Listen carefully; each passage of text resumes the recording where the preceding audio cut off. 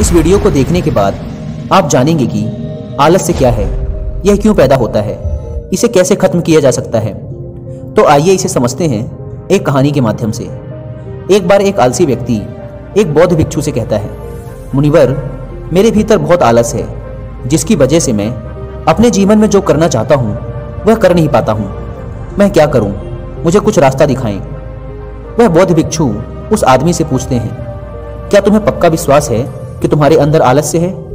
वह व्यक्ति कहता है, जी मुनिवर, केवल मैं ही नहीं, मेरे पूरे गांव के लोग भी यही कहते हैं कि मैं आलसी हूँ। वे बौद्ध भिक्षु उस व्यक्ति से कहते हैं, परंतु क्या तुम्हारे पास इस बात का कोई प्रमाण है कि तुम आलसी हो? वह व्यक्ति कहता है, जी मुनिवर। वे बौद्ध भिक्षु कहते हैं, क्या प्रमाण है? वह व्यक्ति कहता है, मुनिवर, मैं जानता तो हूँ कि व्यायाम करना मेरे स्वास्थ्य के लिए अच्छा है, लेकिन मैं चाहकर भी नहीं कर पाता हूँ, क्योंकि मेरा आलस मुझे सुबह जल्दी उठने नहीं देता। वे बौद्ध भिक्षु कहते हैं, अच्छा, तुम ऐसी आलस से परेशान हो? वह व्यक्ति कहता है, जी मुनिवर। बौद्ध भिक्षु कहते हैं, परंतु क्या तुम जानते हो कि आलस्य होता क्या है? वह व्यक्ति कहता है, मैं यह तो नहीं जानता कि आलस का अर्थ क्या है, परंतु यह जो भी है बहुत बुरा है। वे बौद्ध भिक्षु कहते हैं कि सबसे पहले तो तुम ये समझो कि जो भी चीज प्राकृतिक रूप से मनुष्य के भीतर है उसका कोई न कोई उपयोग है, वह बुरी या अच्छी नहीं है। आलस्य एक भाव है, एक विचार है, जिसे जाने अनजाने में हम खुद ही पैदा करते हैं। वह व्यक्ति पूछता है, परंतु वो कैसे मुनिवर? वे बौद्ध भिक्षु कहते हैं, आलस्य पैदा होने के दो कारण हैं, पहला शारीरिक और दूसरा मानसिक।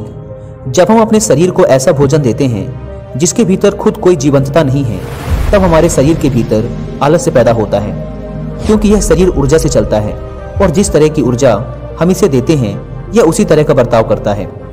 शरीर के स्तर पर हमारे भीतर आलस्य का दूसरा कारण है गलत तरह से बैठना, गलत तरह से चलना और गलत तरह से सोना। हम इस बात पर कभी ध्यान नहीं देते कि हमारे बैठने, लेटने और सोने की स्थिति सही भी है या नहीं। अगर तुम तथागत बुद्ध को देखोगे तो तुम पाओगे कि जब वे बैठते हैं तो उनकी रीढ़ की हड्डी एकदम सीधी होती है, जब वे लेटते हैं तो उनके शरीर के भीतर किसी भी अंग पर कोई दबाव नहीं होता, और जब वे चलते हैं तो उनके दोनों कदमों के बीच एक तालमेल नजर आता है। यह जरूरी नहीं है कि कोई बुद्ध को सुनकर ही कुछ समझे। अगर कोई समझना चाहता है तो सिर्फ उन्हें ध्यान से देखकर भी बहुत कुछ समझा जा सकता है। शारीरिक स्तर पर आलस्य का तीसरा कारण है सुबह जल्दी ना उठना। यह सुनकर वह व्यक्ति कहता है, हाँ मुनिवर, मैं सुबह जल्दी उठ ही नहीं पाता। वे बौद्ध भिक्षुक मुस्कुराते हैं और फिर कहते हैं, तुम सुबह जल्दी तभी उठ सकते हो जब तुम रात को सोने का एक सही समय निर्धारित कर लोगे। प्रत्येक बौद्ध भिक्षुक को अनुशासन का पालन करना होता है, क्योंकि अनुशासन हमारे जीवन में संतुलन लाता है। ज्यादातर लोग अनुशासन को बुरा समझते हैं, क्योंकि उन्हें लगता है कि अनुशासन हमें बांधता है, जबकि सच्चाई यह है कि अनुशासन हमें बांधता नहीं बल्कि मुक्त करता है। वह व्यक्ति पूछता है, परंतु मुनिवर, शुरुआत कहाँ से करें? सही तरह का भोजन करने से, सही तरह से बैठने, लेटने और चलने से, या फिर सुबह जल्दी उठने से? वे बौद्ध भिक्षु कहते हैं, शुरुआत अभी से करो। जो भी तुम इस समय कर रहे हो उसे ध्यान से करो।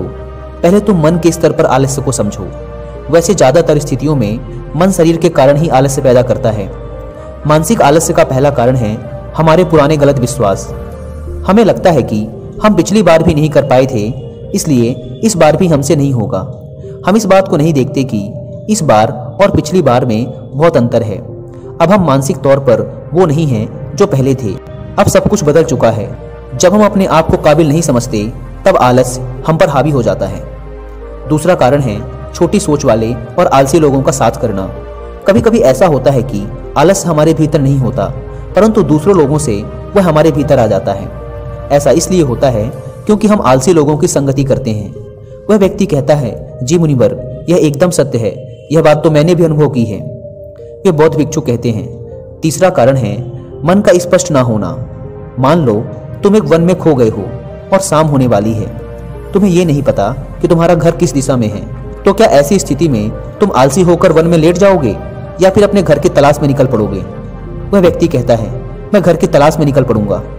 वह बौद्ध भिक्षुक उस व्यक्ति से पूछते हैं, अगर खूब प्रयास करने के बाद भी तुम्हें तुम्हारे घर का रास्ता नहीं मिला तब तुम क्या करोगे?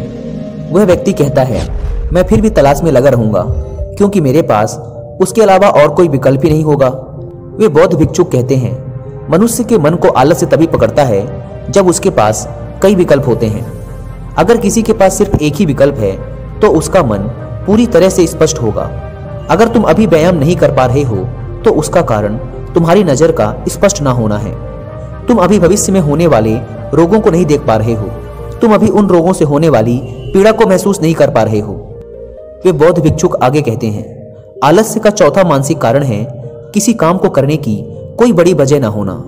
मान लो तुम एक रास्ते से कहीं जा रहे हो और बहुत देर तक चलते चलते तुम थक गए हो।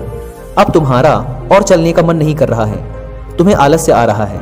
तभी अचानक तुम देखते हो कि एक शेर तुम्हारी तरफ भागा चला आ रहा है। तो क्या ऐसी परिस्थिति में भी तुम या तुम्हारा आलस्य तुम्हें भागने से रोक पाएगा? नहीं ना। तो इस बात को समझो, आलस्य केवल तुम्हें उसी काम को करने से रोक सकता है जिसे करने की तुम्हारे पास कोई बड़ी वजह नहीं है। वह व्यक्ति कहता है, धन्यवाद मुनिवर, अब मुझे आलस्य का सारा खेल समझ आ गया। वे बौद्ध भिक्षुक कहते हैं, मेरी एक बात हमेशा याद रखना, जहां स्पष्टता है या कुछ करने की कोई बड़ी वजह है वहां आलस्य हो ही नहीं सकता।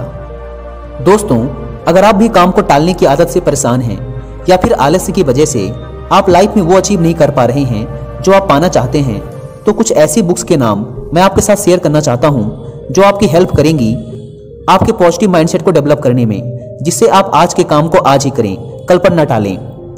तो जो पहली बुक है वो है मेरी बहुत ही फेवरेट बुक, जिसे मैंने तब पढ़ा था जब मैं 12th क्लास में था। उसका नाम है ईट दैट फ्रॉग, यानी सबसे मुश्किल काम सबसे पहले। मुझे पूरी उम्मीद है कि ब्रायन ट्रेसी के द्वारा लिखी यह बुक आपके अंदर एक गजब का बदलाव ला देगी। अगर आप सुबह जल्दी ना उठने की वजह से परेशान रहते हैं और आप सुबह जल्दी उठना चाहते हैं तो इस आदत को डेवलप करने में आपकी बहुत हेल्प करेगी रॉबिन शर्मा द्वारा लिखी यह बुक, जिसका नाम है 5 AM क्लब। एक बहुत ही शानदार और बेस्ट सेलर बुक है ये।